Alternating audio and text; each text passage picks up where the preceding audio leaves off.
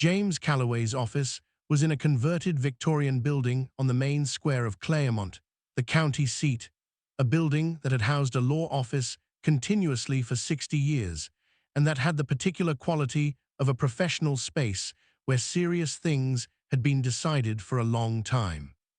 James himself had the quality of the building, solid, unhurried, precise, with the kind of patience that comes from 25 years of watching complicated situations resolve themselves when people finally ran out of options.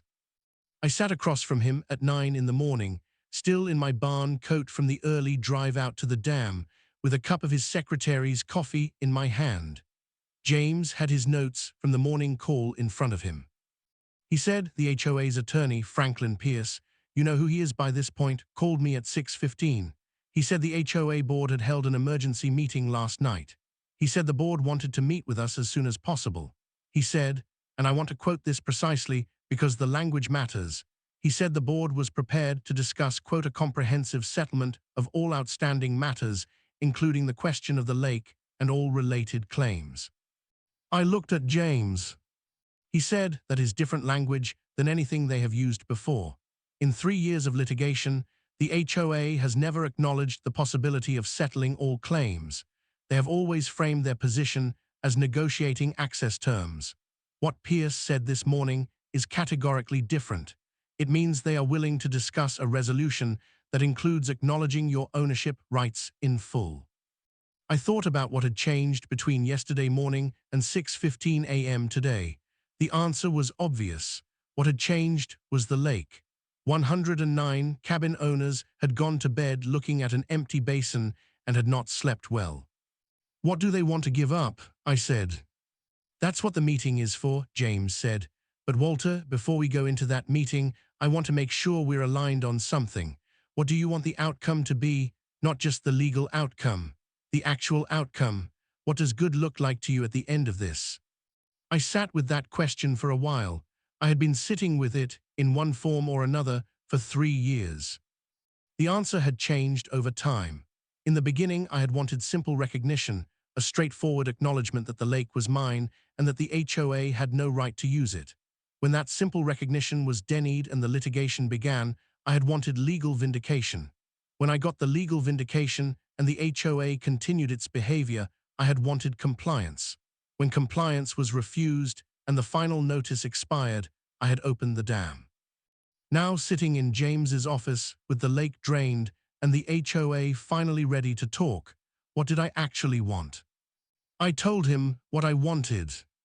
He listened carefully, made notes, and said, I think we can get that.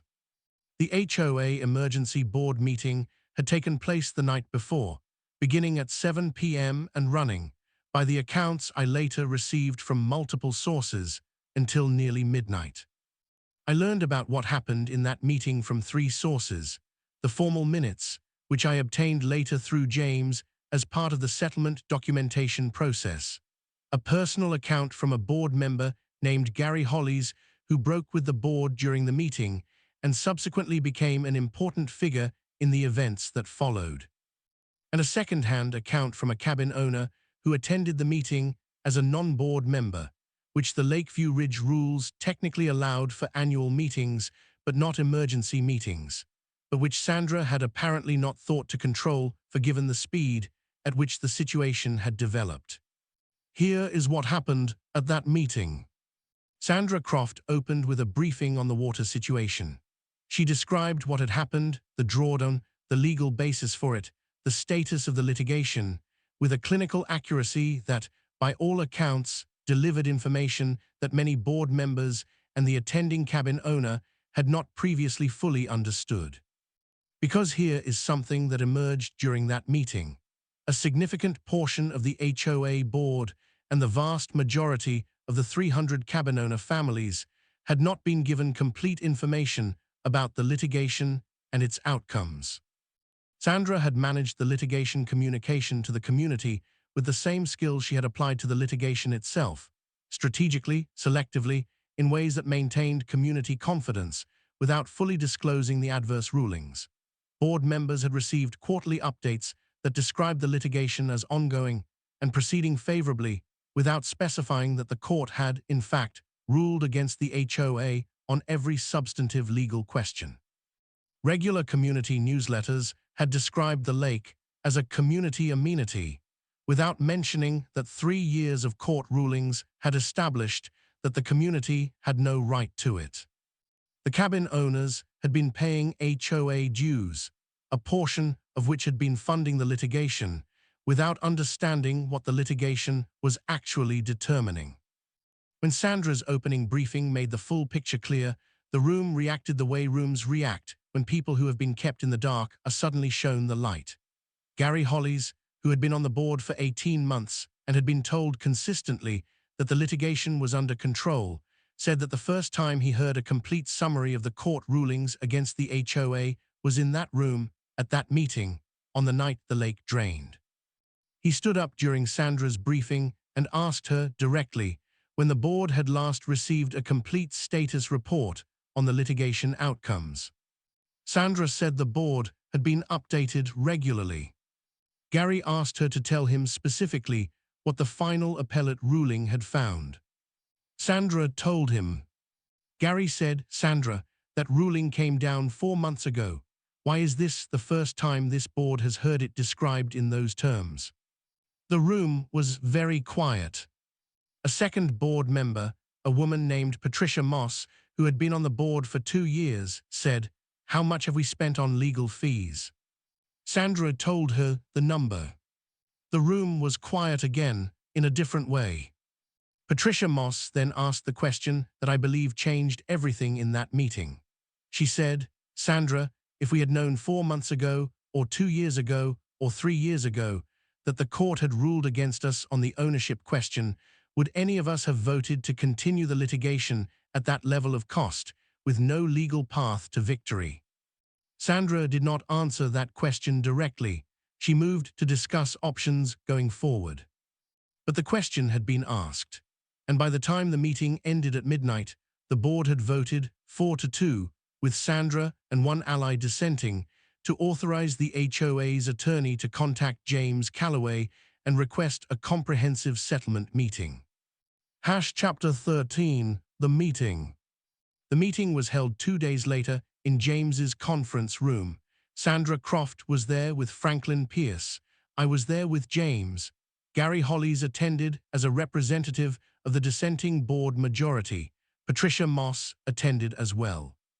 The meeting lasted 6 hours.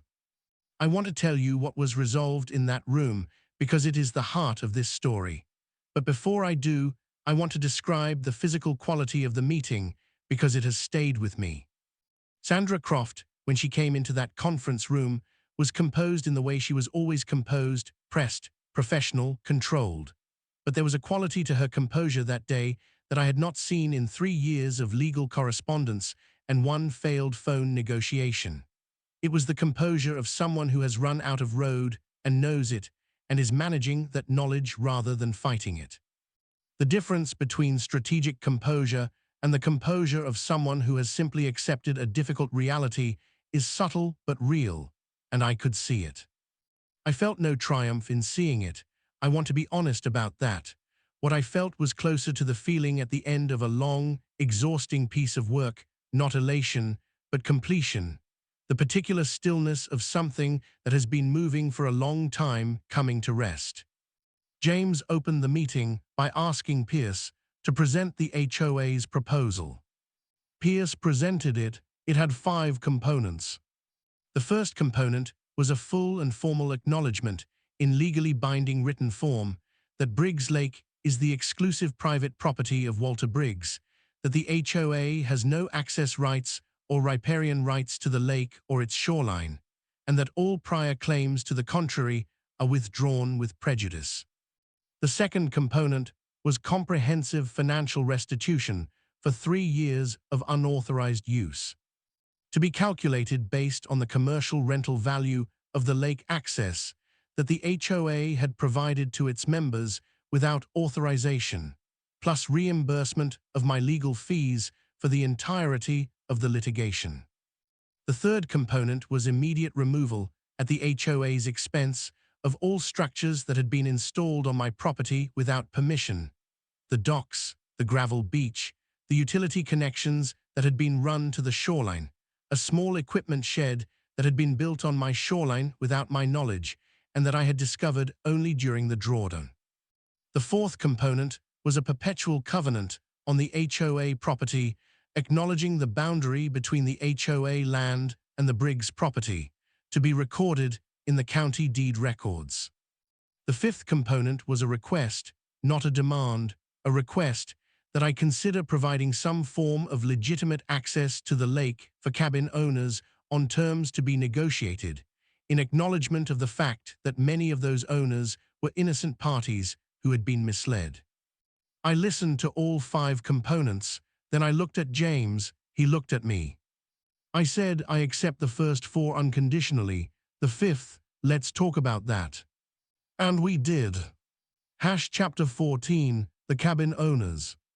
Here is where I want to talk carefully about the cabin owners, because they are the most important part of this story's resolution, and because their situation required me to think harder than any other part of what happened.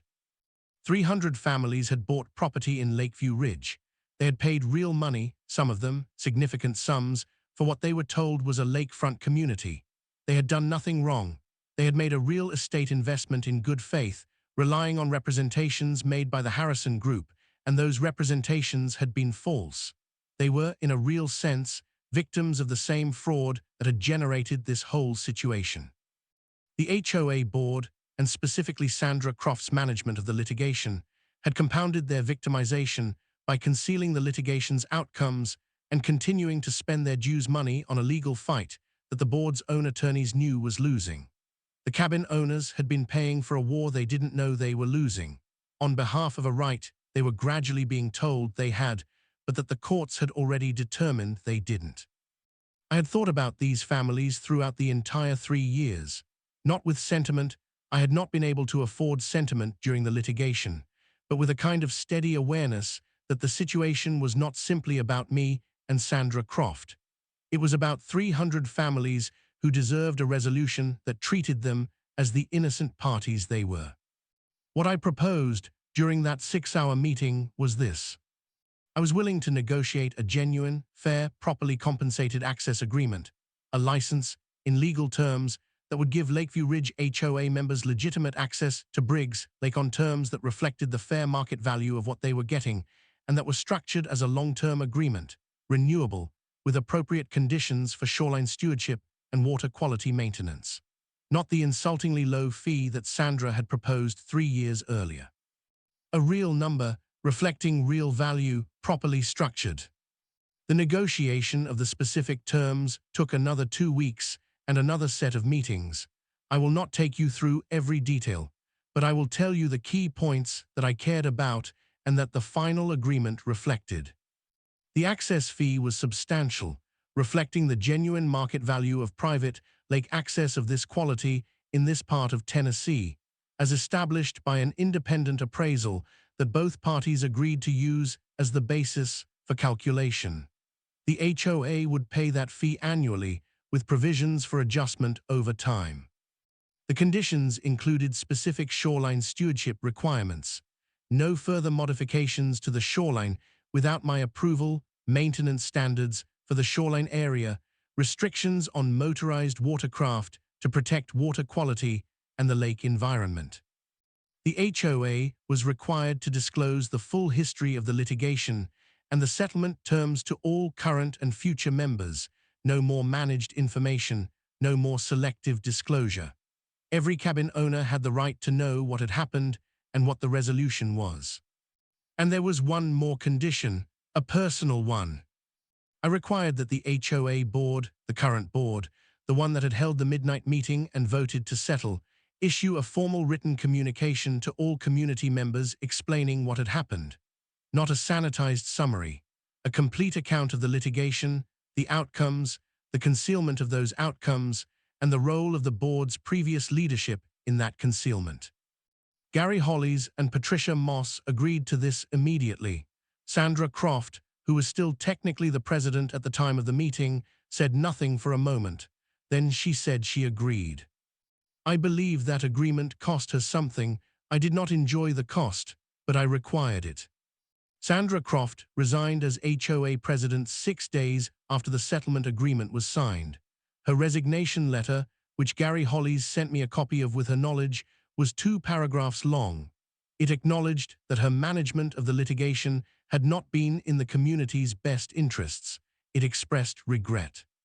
It did not, in my reading of it, contain the specific acknowledgement of concealment that the settlement's community disclosure required, that came separately in the board's formal communication to members. I read the resignation letter once and put it away.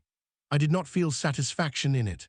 I felt, more than anything, a kind of exhaustion, the exhaustion of someone who has been in a fight for 3 years and has finally, completely, come out the other side of it. There is something I want to say about Sandra Croft that I would not have been able to say during the litigation, because during the litigation I could not afford to see her as a complete person. She was an opponent, and I needed to treat her as one. But I can say it now. Sandra had taken on the HOA presidency believing, I think genuinely, that she could win the legal fight. She was a former attorney. She understood the law. She believed the riparian rights argument had more merit than it turned out to have.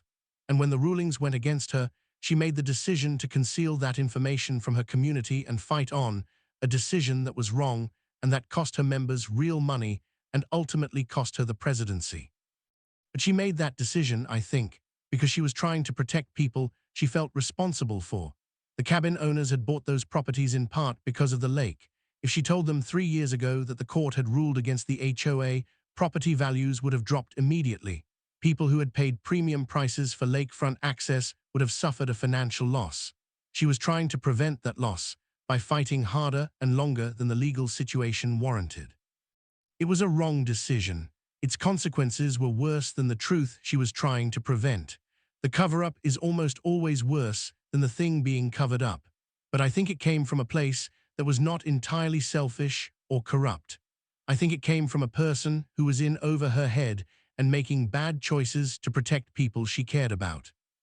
I do not forgive the 3 years of trespass and litigation, but I understand the person who caused them a little better than I did on the morning I opened the dam. I want to tell you about what happened with the Harrison Group, because it is a part of the story that I have not yet addressed, and that matters.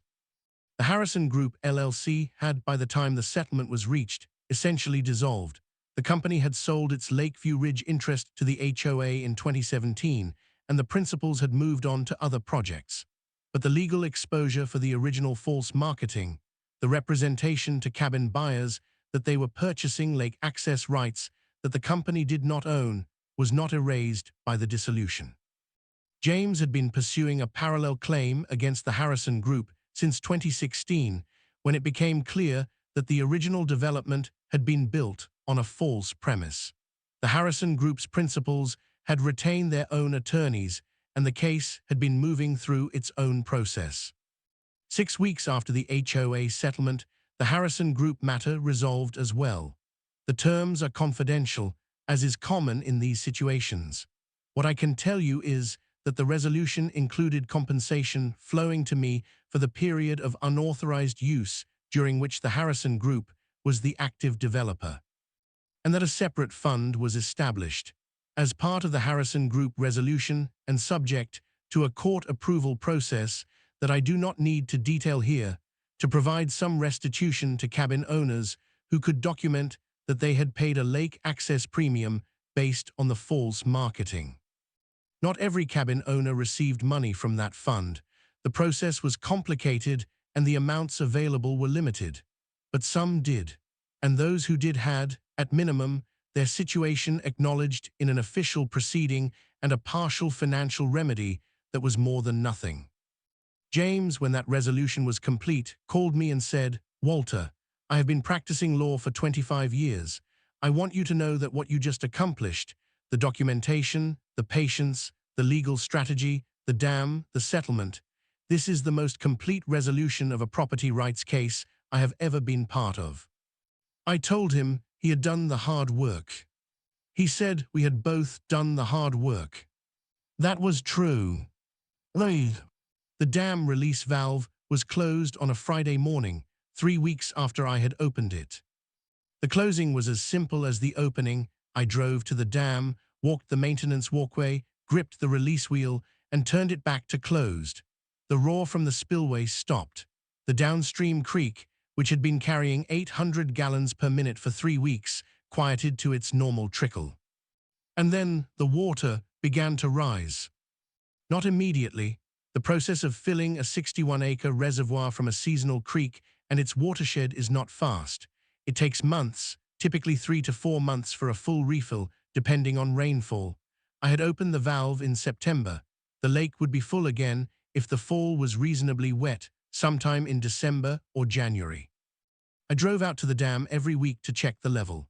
Not every morning, the way my grandfather had watched it fill in 1963, I did not have that particular form of patience, but regularly, watching the waterline move up the pale exposed band of shoreline, inch by inch, the water rising back over the sediment and the rock and the ancient lake bottom that had been dry for 3 weeks and had not been fully exposed since before I was born. By October, the lake was 12 feet deep near the dam. By November, 20. By the second week of January, it was at full pool. I drove out on the morning the gauge reached full pool. It was a cold January morning, ice on the puddles in the maintenance road, the sky a hard blue above the ridge. The lake was full and still, and the color of winter water, deep gray-green, reflecting the sky and the bare hardwood trees along the shore. I stood on the dam walkway for a long time. The north shore of the Lakeview Ridge side, was quiet. The cabins sat on their hillside, their rear decks overlooking the lake. The docks were gone, removed, as required by the settlement at the HOA's expense during the drawdown period. The gravel beach was gone, also removed. The shoreline was clean, my shoreline, properly managed, properly stewarded, properly mine. I thought about my grandfather, standing on this walkway watching the water rise in 1962 and 1963.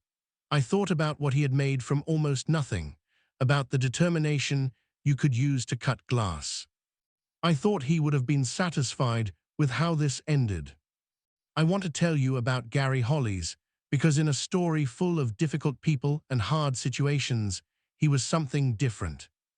Gary was a retired engineer, civil like me, though he had spent his career in municipal infrastructure rather than private practice. He had bought his Lakeview Ridge cabin 4 years earlier as a retirement retreat, bringing his wife and their 2 golden retrievers to spend long weekends and eventually full months once his consulting work wound down.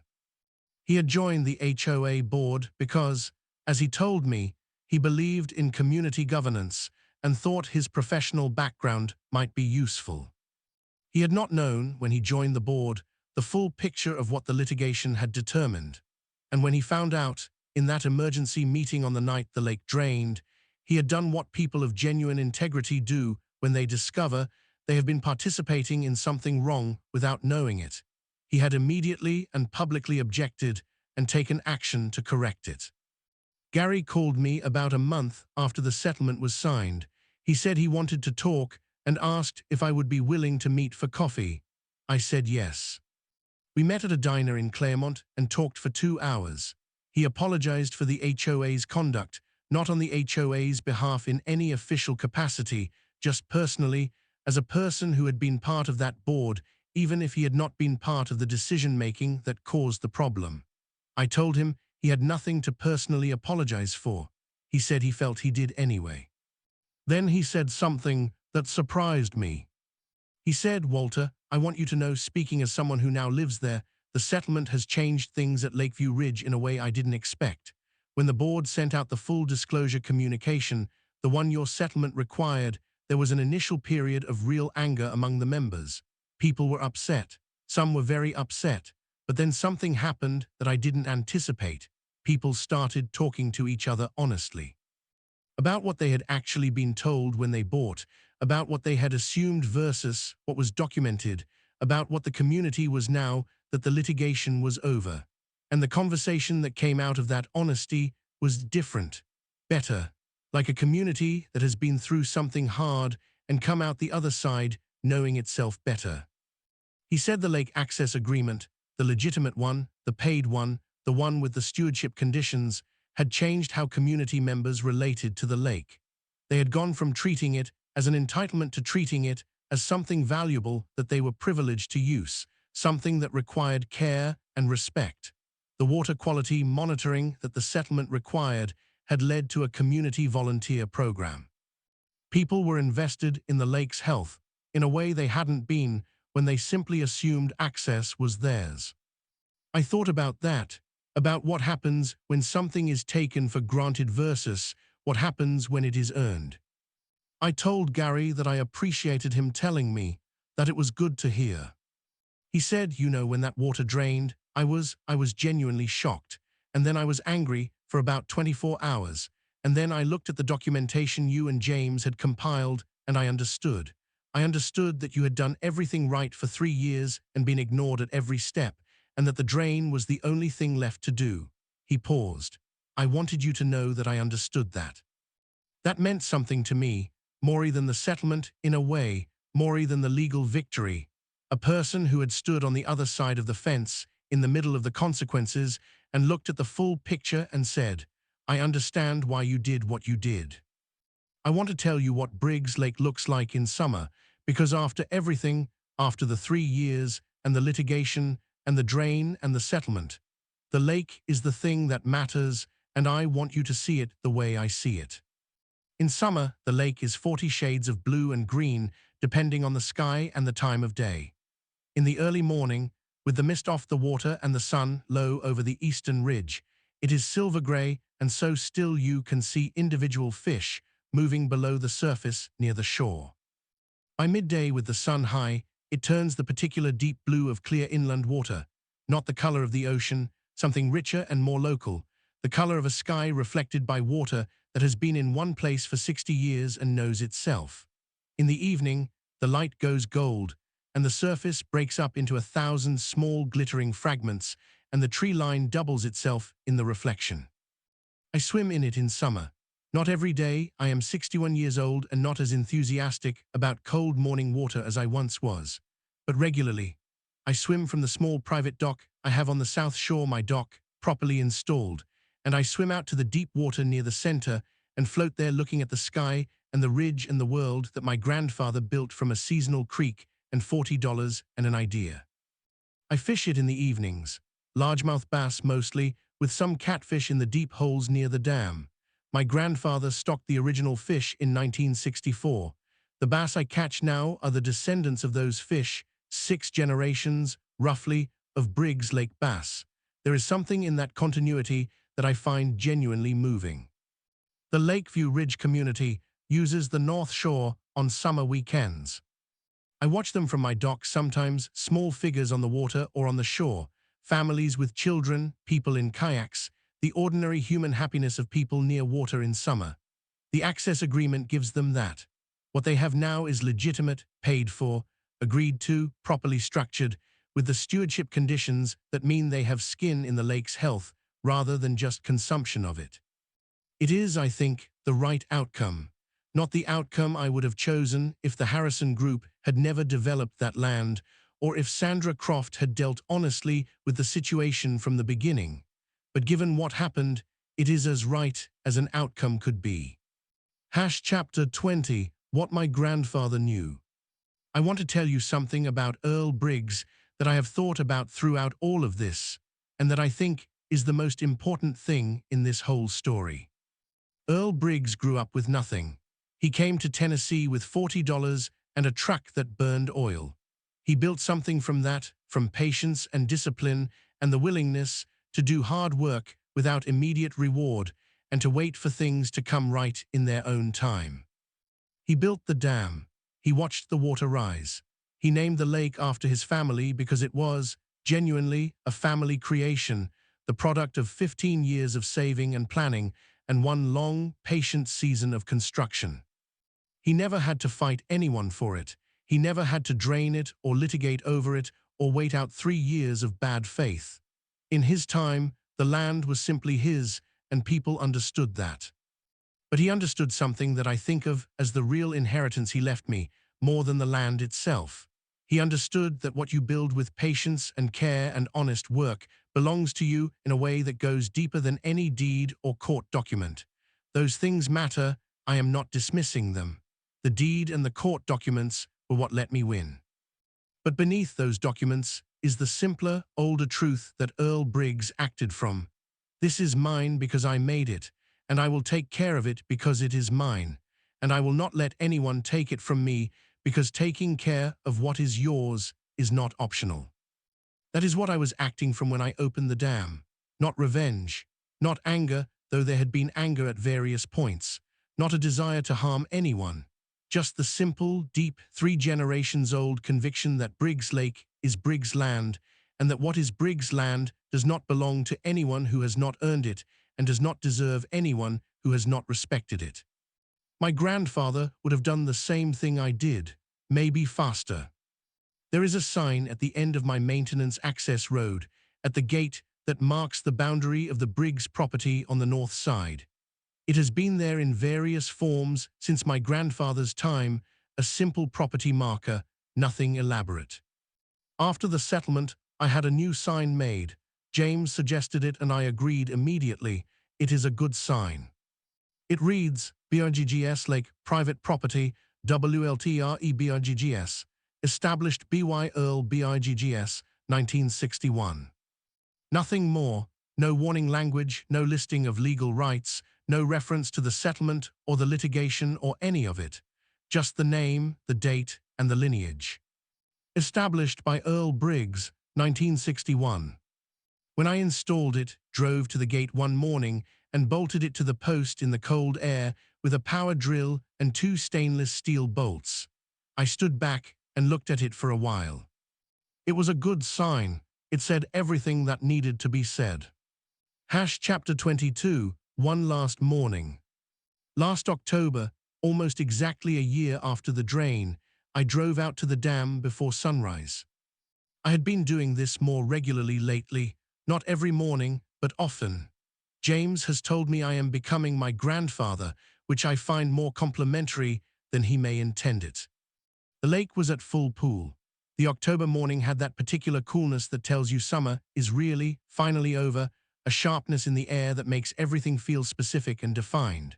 The surface of the lake was completely still, not a ripple, and in the early light it reflected the sky so perfectly that the line between water and atmosphere was almost invisible. You could look at the lake and the sky above it and not be entirely sure which was which. I stood on the dam walkway for a long time. Down the shore on the north side, lights were coming on in some of the Lakeview Ridge cabins. Early risers, on a fall weekend, waking up to the lake in the morning. I watched the lights appear one by one in the windows, yellow and warm against the gray dawn. They were using the lake, legitimately, properly, on the terms we had agreed. Their access was real now, honest, paid for, earned in the sense that something is earned when it is acknowledged and compensated rather than simply taken. I thought about what Gary had said, about people treating something as a privilege rather than an entitlement, about the difference that makes. I thought about my grandfather standing on this same walkway in the cold mornings of 1963, watching the water rise, about what he had built and why, about the 60 years of mornings since then and all the people who had stood here and felt what you feel standing beside water you have made. The sun came over the eastern ridge. The lake surface caught it, that sudden shift from gray to gold that happens so fast it almost seems instantaneous. The whole surface transformed in a moment from still and dim to brilliant and alive. Briggs Lake, full pool, October morning, mine. My grandfather's, my father's, mine. I stood there until the mist burned off and the full light was on the water. Then I drove home for breakfast. Clapper board outro, closing 2 camera. So that is the story of Briggs Lake and what it took to keep it, and what 3 years of patience and documentation and legal precision and one Thursday morning with a key and a valve ultimately produced. That is the story of what happens when someone builds something real with honest work and then refuses, absolutely and finally, to let it be taken. If you are dealing with a situation where someone is using your property as if it belongs to them, your land, your water, your resources, anything that is genuinely yours, I want to tell you what this story taught me. Document everything from the first day, not eventually, not when things get serious. From day one, build a record so complete and so precise that no one can question what happened and when and who said what. Your documentation is your foundation. Use every legal channel in order completely. Do not skip steps. Do not go to the dramatic response before the measured one. Give the appropriate warnings. File the appropriate legal actions. Win the cases that can be won through the courts. Because when you have done all of that, when the record shows that you were patient and correct and thorough and gave every opportunity for resolution, the dramatic response, when it finally becomes necessary, is unassailable. Nobody can say you didn't try. Nobody can say you overreacted. The record speaks for itself. And understand that what you are protecting is not just property, it is lineage. It is the work of people who came before you who built something from patience and discipline and the refusal to accept that other people's convenience was more important than their own honest claim. When you defend what is yours, you are defending them too. You are saying their work mattered and still matters and will continue to matter. That is not a small thing.